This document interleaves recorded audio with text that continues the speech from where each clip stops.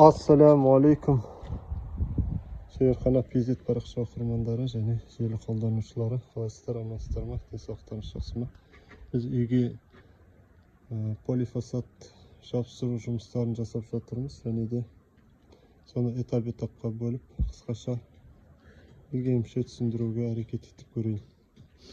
Так, алдымен полифосфат жабыстыру үшін бетонның нөлін шығарып алуымыз керек. Бетонның нөлін шығарып алу деген не? Үйдің бетоны әдетте төрт бұрыштан тұрады ғой. Бір бұрыш, екі бұрыш деген сияқты. Үй болатын болса, соның төрт бұрышы болады. Сол бетонның төрт бұрышының ең биік деңгейін анықтап алуымыз керек біз.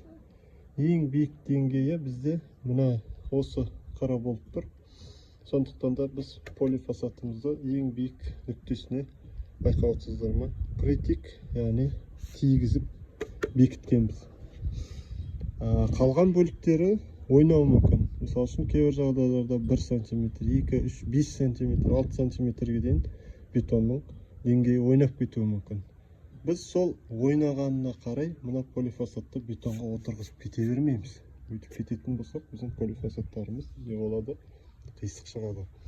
Сондықтан да ең биік нүктесін анықтағаннан кейін бірінші полифосфаттың сол биік нүктесіне теңдеп қоя береміз. Қараңыздар, ешқандай зазор, арақашықтық жоқ бұда.